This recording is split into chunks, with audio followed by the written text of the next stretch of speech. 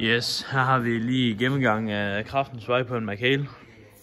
Vi har vores P2 her, som går ind på selve traktorens P2. Der har vi vores allerførste sikkerhed, vores glidekobling.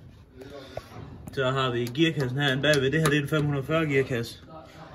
Vi starter med ud til venstre. Det er en T-gearkasse. Ud til venstre. Går i den kasse her. Og der sidder en kæde inde bagved, der går ned og rundt. Og så trækker vores snitter. Vi kan se kæden er der. Som går ind og trækker vores snitter, som har træk hele vejen igennem. Det var så venstre side, så går vi så over på højre side her.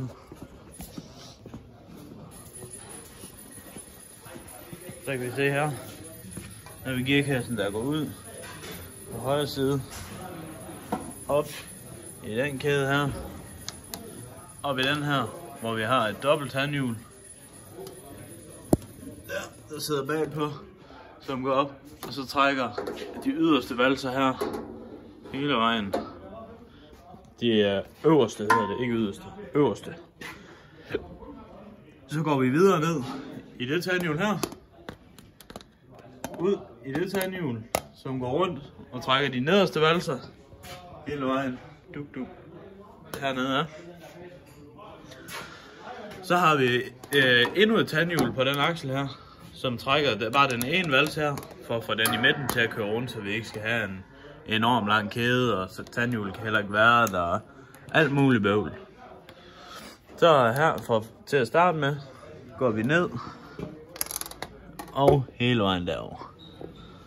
Yes. Så har vi vores træk igennem fra snitterne, hvor I kan se, at vi har to tandhjul, som går ud i en skralderkobling til vores pickup. Pickuppen går så herned, hvor vi lige har træk ind til vores snegle her, som sørger for at sætte det her i midten. Ned i midten. Så har vi så træk ned og ind i vores pickup-kæder. Træk går direkte over på den anden, går igennem på den anden side, og trækker også sneglen i den anden side. Så har vi den pickup her, eller den rulle heroppe. Den går hele vejen igennem. Der er nemlig træk hele vejen igennem. Ud her på den anden side, så kan vi se, så har vi en el-kobling her, som går ind og trækker, som vi kan aktivere nu, når vi skal binde vores plastik på eller vores net på. Så kan vi det.